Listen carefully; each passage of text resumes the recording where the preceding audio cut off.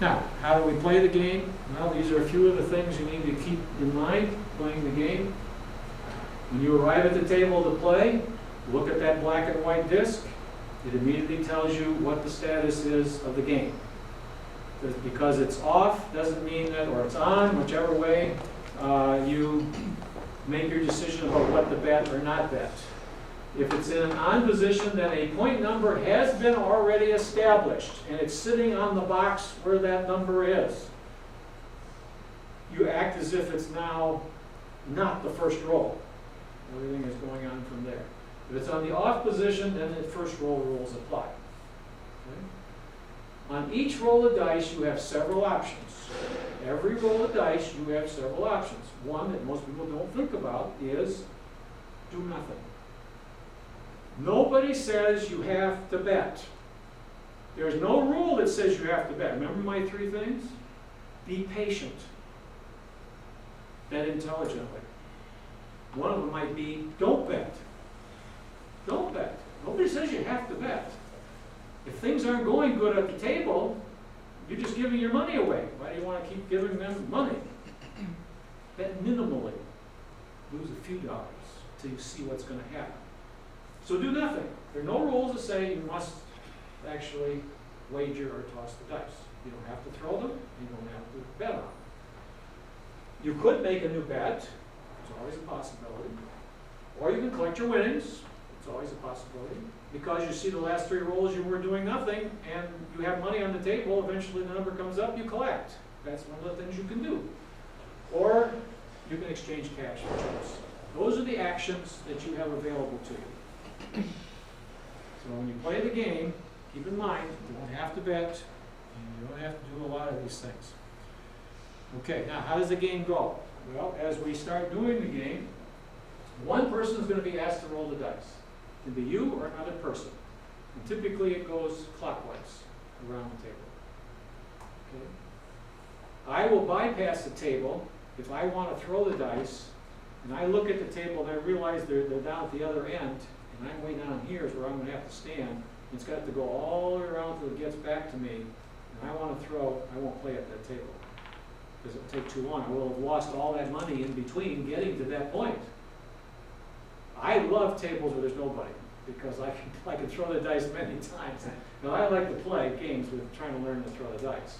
Some people like it busy because other people can get, what they call hot and start throwing good numbers. But you do not need to roll the dice. You must have an active bet, which is on that pass line where I've got those chips there, before you can throw the dice. If you don't put money down, you don't get to throw the dice. And you win or lose based upon the total that appears. We've already seen that. And some bets may be removed and made inactive during the game where others cannot. I've already mentioned to you that if you put a bet here on the pass line, and you got to go to the bathroom, you can't pick it up. You're going to wait and lose it or something. However, if I were putting it up here in one of these boxes up at the top, I can pick that money back up and tell them to give it back to me or turn it off. So some bets you can take down, some bets you can't. So you need to know that. So you know how you're going to actually deal with the action on the team. These ideas are important. I've done some research on this. I've read a lot of books that people have presented their ideas on what good money management is, and we'll see. Okay. What are some strategies for money management? Remember, you're trying to manage your money so you walk away with money. So in order to do that, I think you should determine how big a bankroll you want to take to the casino. If you're going on a cruise, and you know you want to go to the casino every day and play in the casino every day for 7 days, then you need to allocate how much money you're going to spend each of the 7 days, because you'll get, if you lose it all on the first day, you're going to have anything left to play with. So the question is really, how much are you willing to risk or to lose? How much are you willing? You got to answer that question. You know, I take a certain amount of money with me when I go to the casino, and I don't ever exceed that. I'll never go to an ATM machine. If I lose that money, it's gone. And unfortunately, that's not been happening, but it can happen. I mean, I've had some days where that might happen. Make the amount of your bet reasonable so you don't exhaust your bankroll too soon. There's no fun to go make an evening of going to the casino and say, I want to play at the casino, I'm gonna bring $200, whatever. And in the first 15 minutes, you lose the $200, and now you're saying, what am I gonna do for the rest of the night? I just spent time coming down here to play. You don't wanna do that. So you wanna manage your bankroll so that doesn't happen. Well, how do you manage it? First of all, choose your table correctly.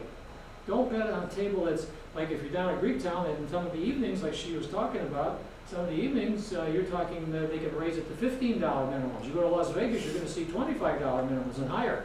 And so the point is that you can eat alive in those games unless things are all of a sudden going your way. You're not gonna last very long. So you need to make intelligent bets. Don't make dumb bets, especially if the table minimums are higher.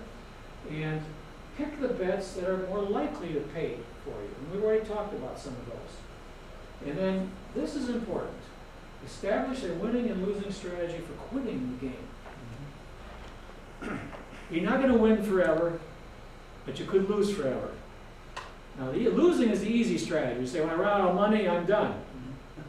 But when you're winning, all of a sudden, you're winning. There's lots of money coming in. You won $300, you won $400. When do you stop? You should make a decision beforehand. When I get to this certain amount, a point in time, I want to walk away. And I can tell you why. Because that hot roll that caused you to win that $300 or $400 isn't going to happen again. It's likely to happen one time in one session. Maybe one time in one session. So therefore, don't be afraid to pack up your bags and say, I'm done for the evening, or give your spouse or somebody that's with you the extra money. So put it in your pocket and don't give it to me. Walk away with something. Walk away with something. You want to know my trick? Can I tell you my trick? When I go down to the casino, I never plan on being there more than an hour. I never park valet. I never park in the parking ramp. Park at a meter. And I put my 75 cents in, and I say, I'll never pay the city of Detroit $25 for a parking ticket. Never, I don't care how much money I win, I don't want to pay them $25 for a parking ticket. Conservative. So I look at my watch, that hour is up, whatever money I won, I'm out the door. And it works for me. It really, I told you I was conservative, right? So establish a strategy for quitting. You need to know that.